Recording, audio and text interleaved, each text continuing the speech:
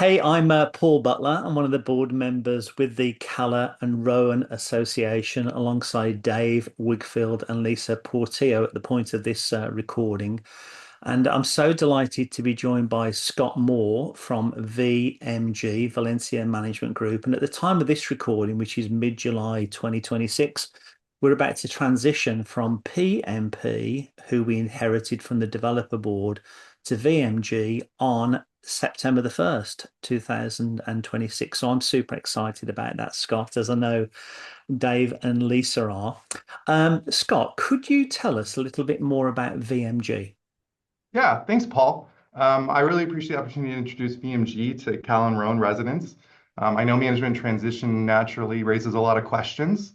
So my goal today is to provide kind of a plain language overview about who we are, what our role will be, and then how residents can communicate with us, and as well as how we'll be supporting the board in its goals and working together with your board and you, obviously, Paul, and the rest of the board in order to accomplish those goals. So. And how long, Scott, how long, as a subset of that first question, how long has VMG been around for? And the name obviously suggests that you're just in our backyard, doesn't it? Yeah, Valencia Management Group is a local management company. We were formed over 30 years ago. Santa Cruz Valley, our original owners, Russell and Leonard. Russell was served on his own association board at that time and was looking for an elevated experience for management. And he partnered with Leonard, who is a CPA, and brought him in for the financial arm to make sure that that was solid. And lo and behold, here we are 30 years later. We manage about 15,000 doors, a little over 70 communities, and I'd say about 75% of everything we manage is within the Santa Cruz Valley, which Mm, really harps back to our commitment to local focus and local growth. mm, It's for us, our focus has really been practical, responsive day-to-day management and kind of an all-inclusive approach. So that includes everything from the financial oversight to the board support, the general day-to-day homeowner communication, and obviously the maintenance coordination, and of course, extending to making sure that everyone's in compliance with the rules and regulations as well for the benefit of the community as a whole. Um, and that local approach is, I think, what makes VMG unique and makes us the right fit really for the community is that intentional focus on what's around us and our vendors and our locale, everything from how Zone Zero is going to affect us to just general SCV water changes, is really just makes it a lot easier for us when we have that local focus. Um, the other thing too is for us is we find that it's really important to give you a specific contact, right? So you have your assigned manager and the homeowners also have, there's a dedicated representative at our company who knows your community well. And of course, they're supported by a whole team of colleagues that make sure that the right question gets the right person.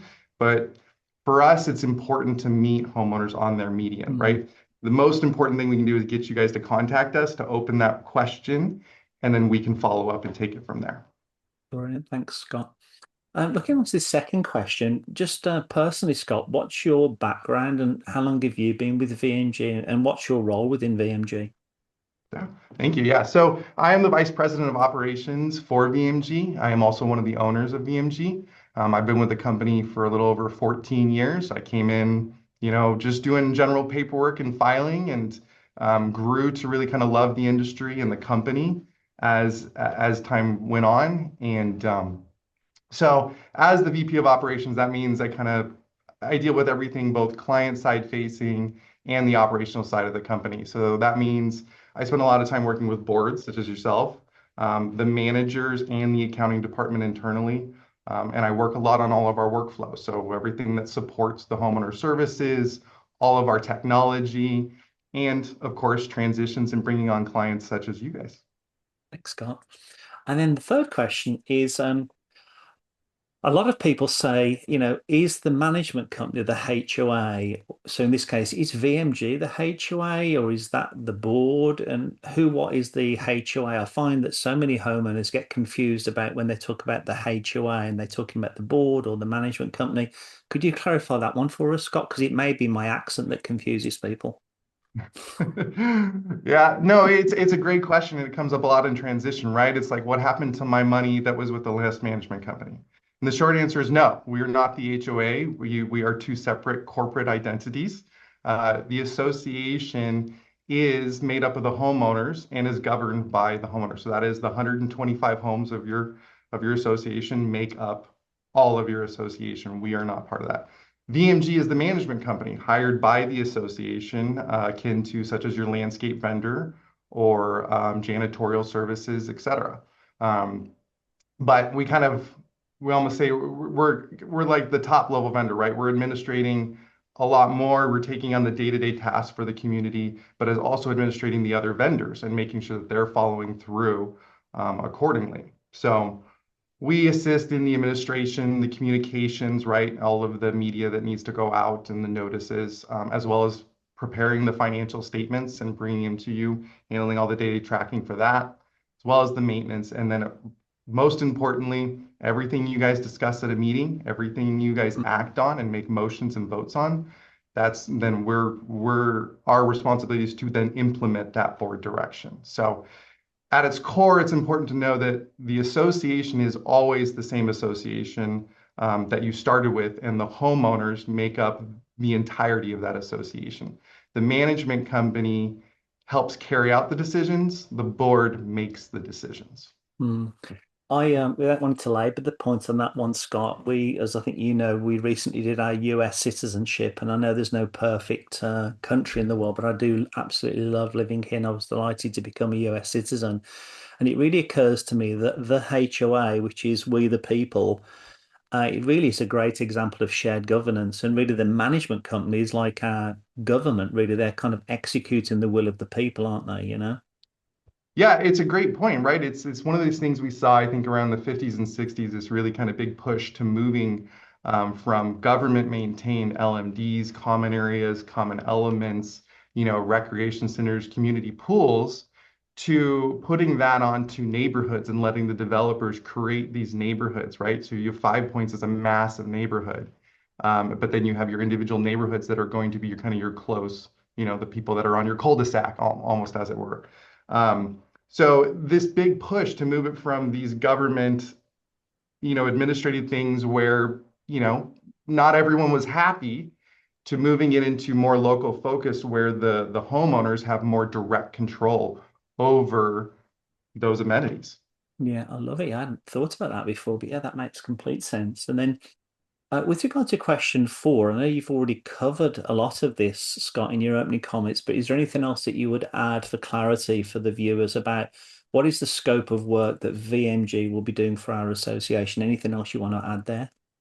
Yeah, I want to really emphasize we do not replace the board at any point. We are working, right? It is a partnership with the board and with the community.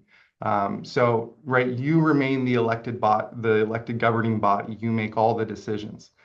We help um, carry out those instructions, move it forward, handle the day-to-day options, and keep in mind that, and I say this to homeowners too all the time, which is the board are homeowners too, right? You all have Yeah. your own individual lives. You are volunteers. You're not being paid to do this. Um, if anything, you're taking on a larger obligation for the good of the community. So we want to make that as easy for you as board members as possible. We want to do as much of the heavy lifting day to day and provide you the guidance and the information you need so that we come to these board meetings organized. We're able to have a good, positive conversation and action on the items that are there. And then homeowners, hopefully, they attend those open meetings and then they can hear about what's going on. And then we can also use that time to address anything that's on their minds as well. So efficient meetings are very important to us. Right. But yeah, so again, the scope of work really for us, it's carrying out the tasks of what you guys have already chosen to do. Obviously, we have California Civil Code, we have your CCNRs and your bylaws, and those will dictate the natural tasks that we have to do, right? The elections, the budgeting process, what gets taken care of as far as who maintains what, homeowners versus board. We take care of all of that for you. We'll diagnose that. The other thing I want to say is we're not legal counsel. That's the other side of it too, right? We depend on the experts in their fields too. The manager is not going to know everything about landscaping, then they're certainly going to have to rely on your associations, right? Your chosen legal counsel for anything when we get into those kind of scenarios. But we're clear on that, right? And we'll let you know where our our scope stops and when it's time to bring another vendor in. Similarly, reserve studies, right? Same thing there. Reserve studies, their understanding of the 30-year component lifespan is going to be far greater detail than ours. Mm. If I could just make a quick comment there for viewers that are thinking about the different vendors that we got. We inherited 11 vendors from the developer board, and between Dave, Lisa, and myself, we've actually switched out five of those 11 that we were unsatisfied with, one of which is obviously the move to VMG. And over the course of the next few months, we're actually going to be doing a series of very short videos with some of those other vendors as well, just really just to introduce those vendors to you as owners. The next question I've got here, Scott, would be obviously, we'd love all of our residents to attend the board meetings. Obviously, completely understand that's not always possible, day of the week, time of the day, etc. But if our residents are interested in attending our board meetings, how can they do so? And yeah, how can they do so? Yeah, it's great. One of the things at VMG is we handle board meetings whatever works best for the community. So we provide formats to either handle them via Zoom or to come in person at our office and meet there as well. So depending on the nature of that meeting, those topics may be in the choice of the board, is how we'll meet. So when it comes to Zoom meetings, we make it really simple, right? Your homepage at your website is going to have a link that you come there the day of the meeting, you click on the link, and it will take you straight into the Zoom meeting. So we try and make it as simple for you to get there as possible. In addition to that, ahead of that meeting, right, we're going to send out the official notice, or at least place it on the website 4 days in advance. And then we will, generally speaking, email out the information for the meeting as well ahead of time, generally about a week ahead of time, so that you can plan accordingly. And on that same point too, it's really important, and I know the board has done this really well, it's important to keep that schedule of meetings, right? Having the ongoing cadence for your meeting allows homeowners to plan ahead 2 months in advance. Oh yeah, the next meeting is going to be in October, or this is when the budget meeting is going to be. Let's go ahead and get out there, because that's the last thing we want to do is send a meeting invite out 2 or 4 days in advance and expect people to adjust their lives around it. Um, and for that, I want to kind of echo on your point about open meetings and having homeowners attend. It is really important, right? It is the board's meeting, right? It's where the board is taking action in business. And Mm, other than the homeowner forum, the board is going to be doing, most of all of the talking that's going on. But we think it's really important homeowners to come because you're going to hear what's going on, not only about, because you can read the minutes, right? And it's going to tell you the basics of what was done, but you may not get the full story of why that decision was made, right? The point of California Civil Code and the reason why we have board meetings instead of just doing this all by email is to give the membership the opportunity to not only know what's going on, but to also um, be able to see that debate and that deliberation that goes on with the board and the reasoning that goes in behind it. So that's really the reason why we have these things like the Open Meeting Act, and other laws in the past that really drive boards to make all their decisions and discussions in meetings. brilliant.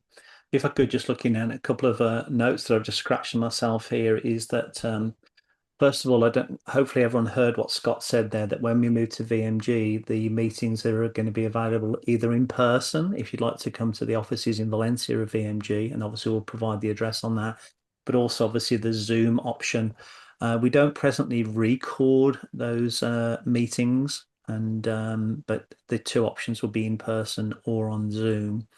And then, if you caught what Scott said there, we are continuing with the same cadence of just meeting every 2 months.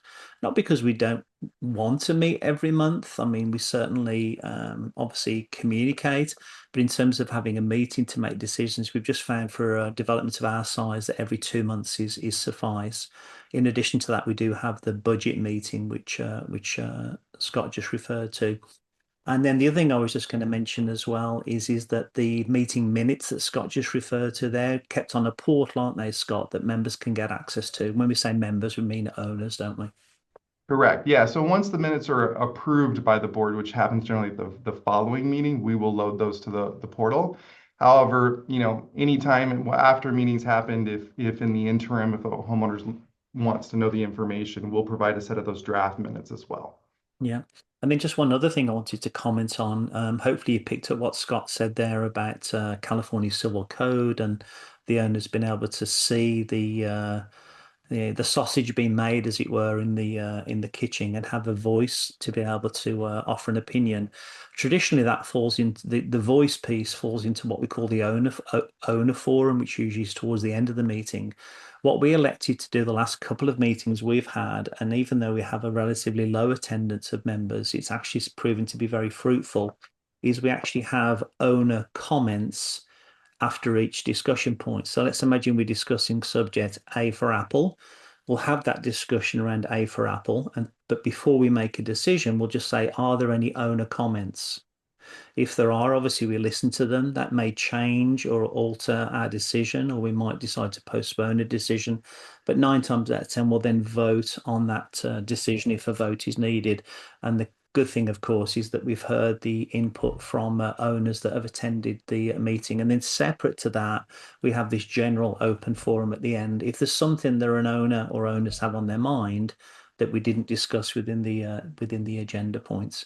Happy to move on from that, Scott.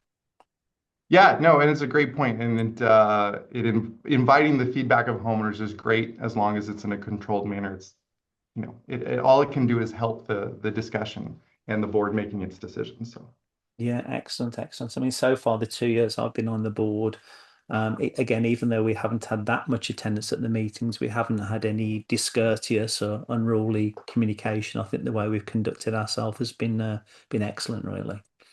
that's fantastic. I think it's mainly because we provide homemade scones and a pot of tea. Oh, great! Fantastic. I'm coming to every meeting then. All right, good stuff.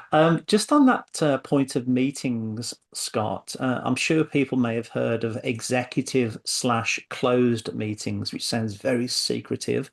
And then we have open, sometimes referred to as general meetings. If I'd never heard of those two types of meetings before, how would you educate me on the difference between those two? Yeah, luckily the names are pretty well leading into what they are. The general or open session meeting is the portion of the meeting where the homeowners can attend. That's where all the regular business, association business is discussed and acted on. Whereas the executive or closed session is different.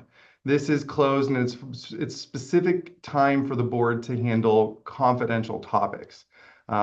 There's a very specific list defined by Davis Sterling about what is allowed to be discussed in that executive session. So those items include such things as legal matters. So anything that involves legal would be held under executive, right? You're dealing with attorney-client privilege there. Anything with formation or contracts or discussion of contracts, so such as if the board wants to talk about a contract, if that right when you were looking at different vendors, you're probably talking about the terms and conditions in executive, but you're going to bring it to open session to actually approve or make a motion on those contracts. So very specific contracts is all about formation and discussion of contracts in executive.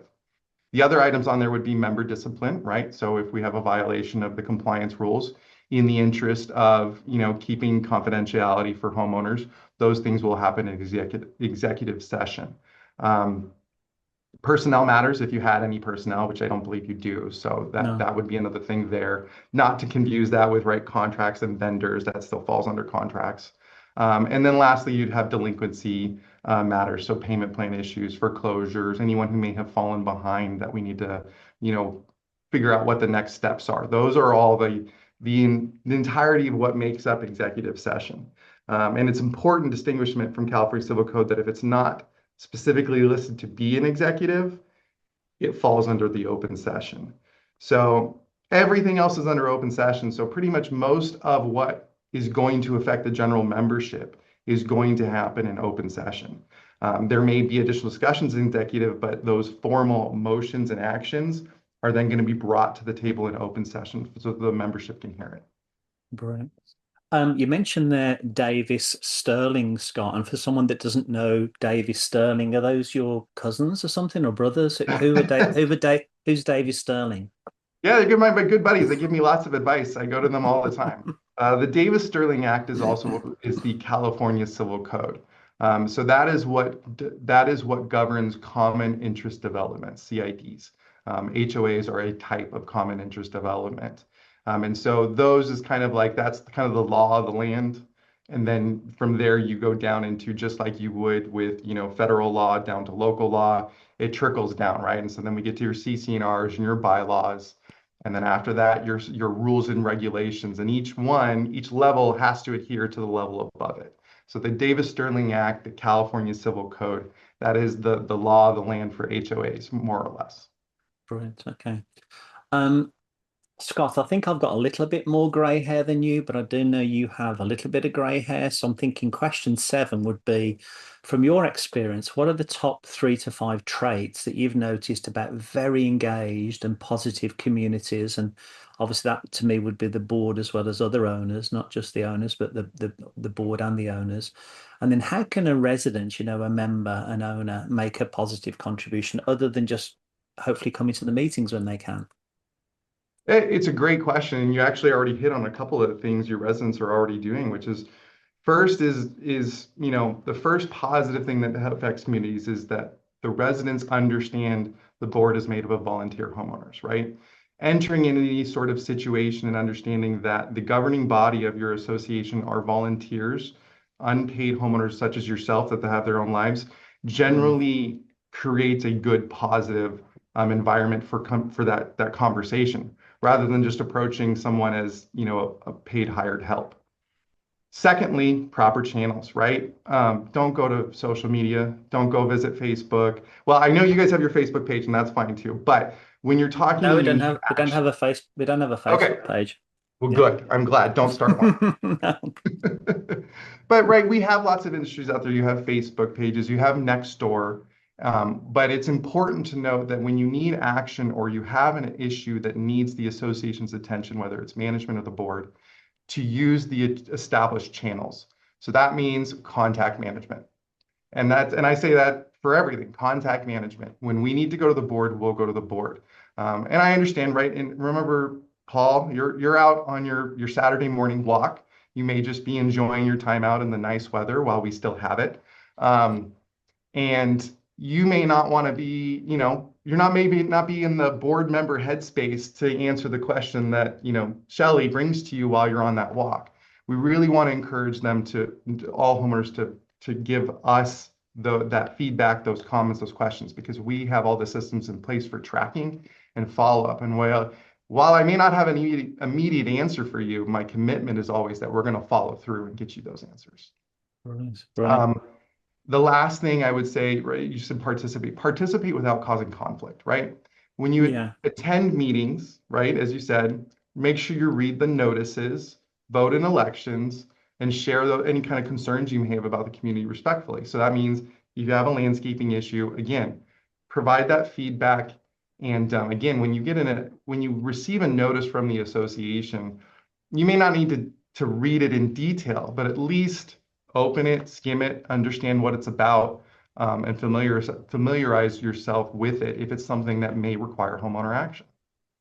Um, yeah, those would be the main three points, right? It's just keeping that positive communication, the knowledge that the board is homeowners and you want to see the same success as the homeowners do for the community. And as management, that's what we want too, right? I still have the same client that was our original client 33 years ago. Mm, Um, it is important to us that the community thrives long term. So we're all in the same boat of making the community better. And both the board and management are in the same boat of dealing with the legal issues and the industry issues that face us and create challenges for the association every day. So, brilliant.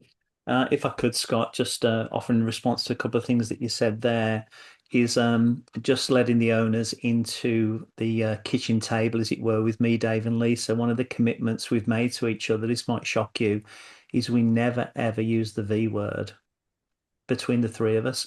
And I mean that with tongue in cheek because we never want me, Dave, or Lisa to say, well, I'm just a volunteer. In other words, I don't have time.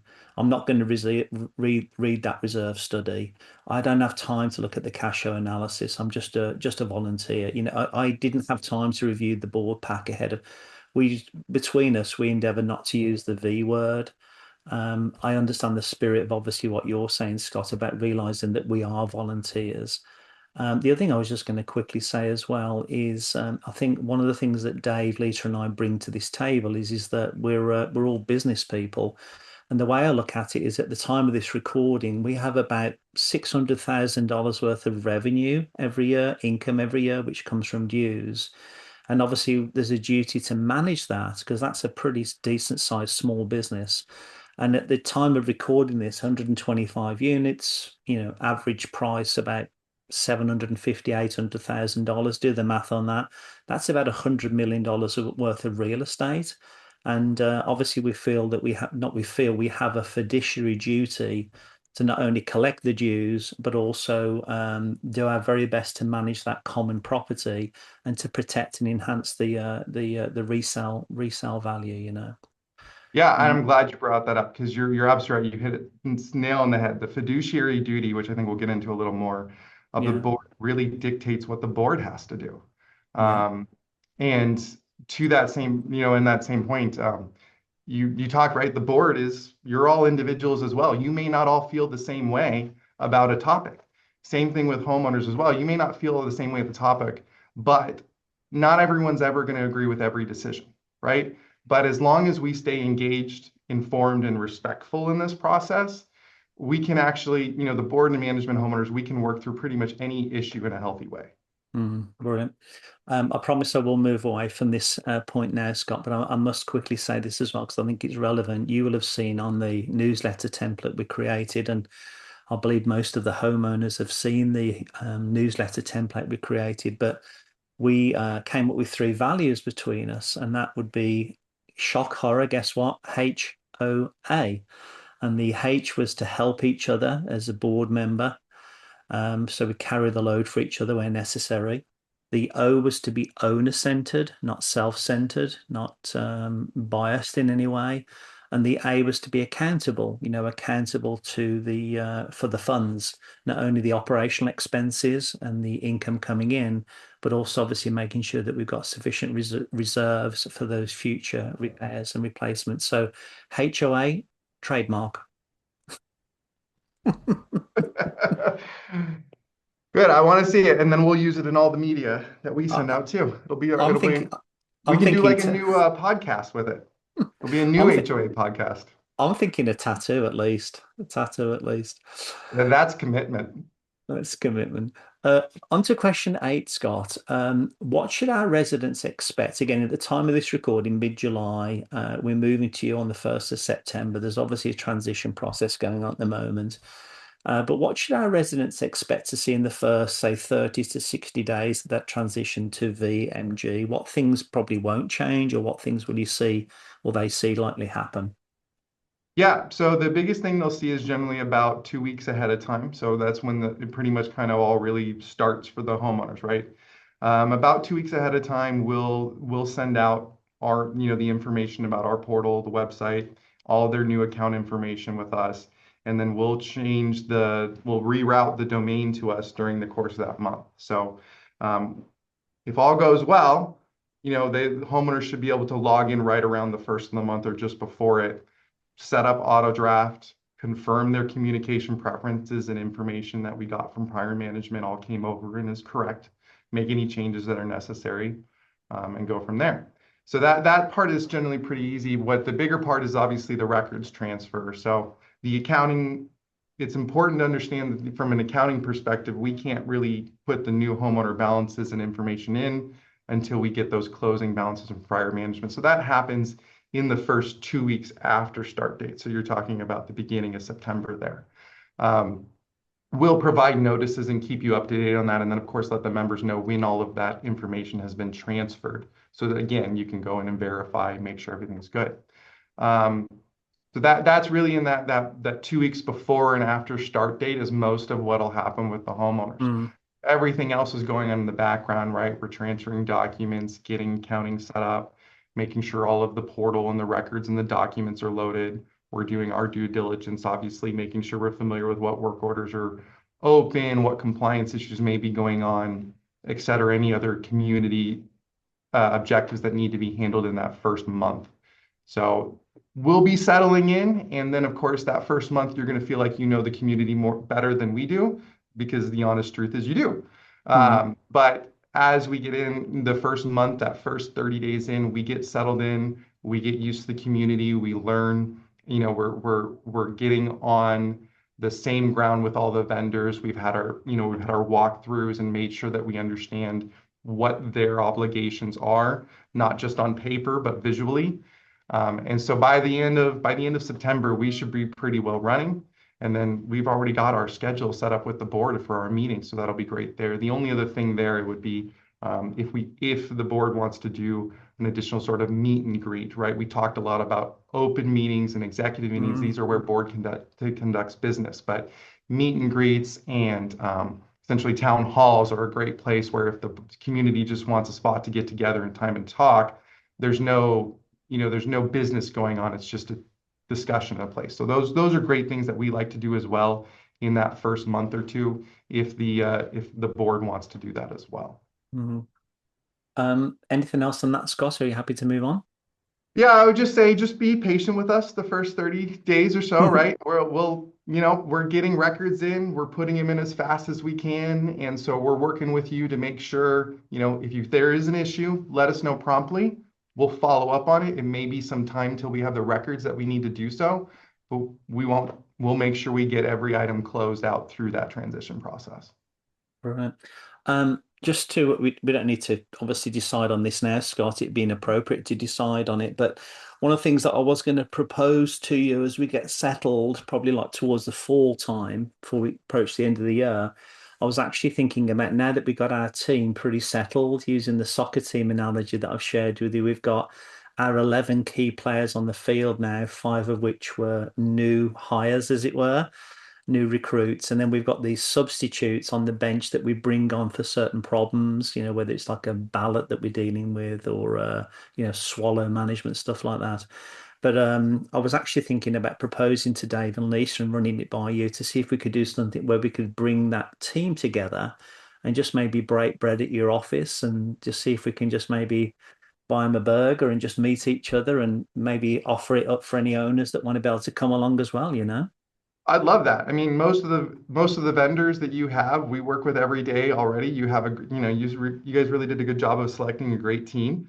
I think most of the vendors are in our office every few months anyway. So that would be fantastic. I think that's a great idea. We all understand the same expectations, especially helpful with, the main core vendors who are there on site regularly as well. Brilliant. Okay. So, heading towards the close then, question 10.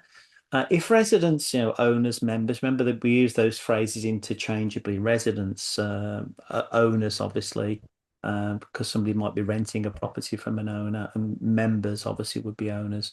If they have questions or concerns, how can they contact VMG? And then what would be VMG's service promise in terms of responsiveness to residents' questions or complaints? Because forgive me for stating the obvious, one of the things I've picked up often from homeowners, either our association or other associations up here, is they'll message the management company. It's like a black hole. Yeah, right. We don't want that to happen. So it's for us, the very most important thing is that communication, right? The moment you reach out to us, that's the biggest hurdle. A lot of the times that we face in our industry is getting residents to contact us for information.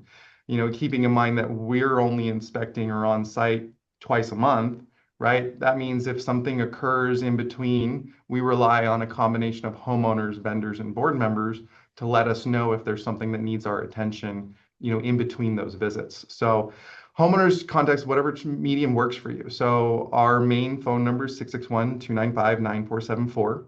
You can call it anytime, or you can text it. You can send us photos, and we'll respond promptly. You'll get a live person anytime during business hours. And if you text us, we'll respond promptly, let you know that it's been routed and that when it'll be followed up on. Um, our commitment is always to give you that response. Within 24 hours, whether it's an email or a phone call, you should have a response from us, 24 business hours. If it's an emergency situation after hours, our main line you just press 1 after hours and it goes straight to our live emergency service as well. That is the easiest way, is just reach out for us, phone or text. You can also go to the portal or send us an email, hello@valenciamgmt.com, Everything gets routed there. Same rules apply, right? Within 24 hours, you should have at least have an acknowledgement of, receipt of the request or the issue that's present. And then we'll follow up and keep, because some of those things may have to wait for a board meeting. So we're going to let you know if that's something that's going to wait for the board meeting and give you an expectation of when you can see resolution. But that initial contact, 24 hours, you should have a response from us acknowledging and knowing that it's there. You can mail things to us as well. I don't particularly like that or encourage that, Mm, given our postal system. Things do happen, but if you need to, you can mail us as well. brilliant. Thank you, Scott. And then the 10th question, I think, is probably a mute question because a bit of a leading question because I was going to say, does VMG issue a newsletter for our development? Well, yes, as part of our contract, we do facilitate newsletters for every community. Yeah. And Paul, you put together such a fantastic newsletter that, for us, we're just going to make sure we work with you, give you the information that you need to keep that current and updated, and we'll handle the distribution of that newsletter as well. Of course, in addition to whatever other channels you want to distribute that. So absolutely, we think newsletters are helpful, right? When they're targeted information and not repetitive, same information on newsletter every month. Those kind of things, people tend to become blind to newsletters after a while.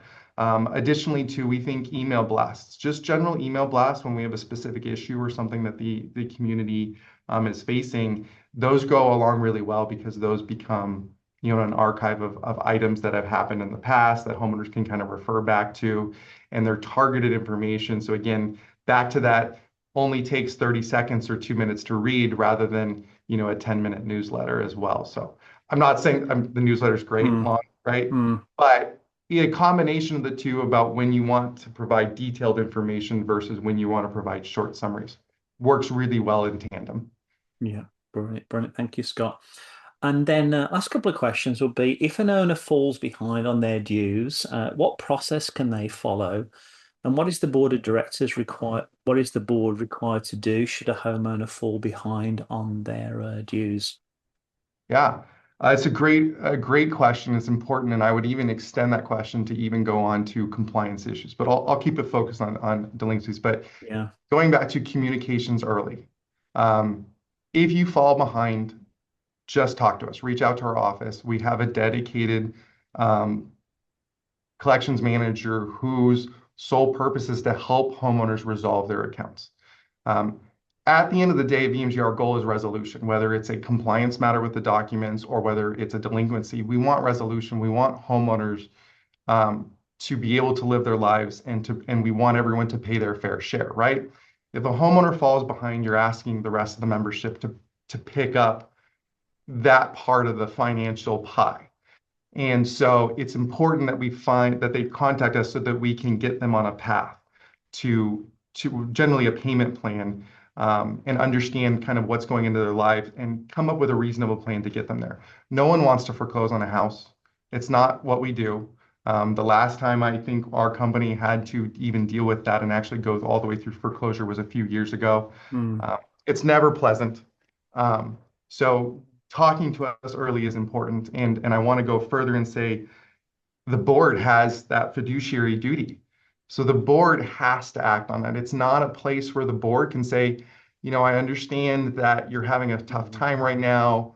We'll support you, and in a couple of years when you're back on your feet, you can pay us back.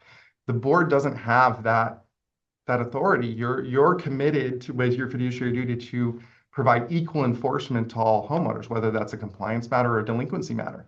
So you have to follow the same process, right? That's why we have a delinquency policy in place. mm, California Civil Code puts additional restrictions on what processes we have to go through for those escalated collection matters. And the longer you wait, the more formal and the more expensive that process becomes. And those costs will come back to the homeowner. yeah. Yeah. Yeah. Brilliant. If I could just want to offer one quick comment on that. Do you remember earlier on how I mentioned of our three values as a board, we have HOA and the middle one O is to be owner centered. And when I think about collection of dues, there's two sides of that coin, forgive the pun to me. One is to be compassionate. So if someone proactively quickly reaches out to us, then we might be able to work with them on a payment plan to collect before it needs to go to the stages that you just referred to, which again, we have that duty to do. The other side of the coin is it's owners centered, plural, because if unit number one doesn't pay, that obviously is then going to put pressure on all of the other owners. So the other side of the coin is we have to have a duty to all owners because those bills still need to be paid, don't they? Exactly, right? The association doesn't have another pocket. The only place the association gets its funds is from the membership, the 125 homes that pay into it. Even Yeah. during COVID, right? When businesses were getting opportunities for support, HOAs didn't have that same support. All of your income always comes from the owner. So yeah, it's very important that Right. everyone is able to contribute their fair share. Well, the very last question slash comment, and sorry if this was a little bit of a long video for everyone, but to me, this is such, I mean, all of our vendors, of course, are important. But to me, the main vendor, I think Scott spoke about this earlier on, is the management company and the relationship with the management company and the board, and obviously the other owners. I just wanted to share with owners that we did look at three other management companies, including obviously the incumbent. PMP. It would obviously be inappropriate for us to share in detail here about why we wanted to move away from PMP. Two things I just wanted to say before I hand to Scott for his closing answer to this question was we looked at three other companies in addition to the incumbent. We chose VMG. They were highly referred to us. We did our homework and looked at, so I actually personally spoke with the people that were given as references and we looked at some samples, some contracts. I wouldn't begin to bore you with all the things that we looked at. And then just from a dollar perspective, it's more or less the same cost as PMP. So it's not going to add any burden of cost to what we were paying when we were engaging PMP or any discount. So it seems to me like it's a fair market value. But Scott, if I was to ask you to toot your own horn on why you think VMG were the right choice, what would you say? And maybe if you could do that as an expressive dance. An expressive dance. Oof. All right. So we Um, but I believe that VMG is the right choice for Calvin Road. I mean, we've had a lot of opportunity to discuss, right? I sent you our proposal in August of last year. So we've been talking Yeah. for about a year now. Um, and what I've seen is that Calvin Road is the type of community where local knowledge, structure, communication matter to the community, right? And so for that, we're not just coming in to process paperwork and be another management company. We're coming in to help you establish a reliable management structure and a reliable long-term structure for the association, support the board and its objectives, and provide everyone with clear contacts to continue to make the communities thrive for the next 30 years. Not only, as an environment, as far as socially, but fiscally as well, right? It's very Mm, important. You guys have seen, of course, you've been on the short end of the stick with the insurance increases, and those kind of things, in addition to the long-term planning for the buildings, the things that we have to deal with the developer situation, all of that requires someone who cares. mm, And at the end of the day, what I want and what our goal is that all of our managers care for the communities that they manage. I always ask them, I said, think of the community as if it's your community, as if you mm, had a home here. When you're out doing your inspections, if that thing would bother you, it should be on the work order list. So to us, we've always grown. We're focused on our clients first. Growth comes second. It's natural. mm. So to us, it's always about doing well and doing right by the community and making sure that you guys are going to thrive long term because your success is our success. Brilliant. Scott, I've so much appreciated this investment of time with you today. And again, I'm really looking forward very much to this relationship moving forward. And looking forward to meeting James and Angie after this. At the time of this recording, I'm going to be meeting James and Angie for an In-N-Out burger lunch. I mean, they had me at the words In-N-Out burger. Yeah, enjoy the lunch, and make sure you eat all your fries. Scott, thanks And ever so much. yes, thank you again for this opportunity. Obviously, we know there's going to be questions along the way, both from homeowners and the board. Important thing is just know, reach out to us. we'll walk you right through the whole process, all the way through. Brilliant. Thank you, Scott. Thanks a lot, and have a great See day, you Paul. soon.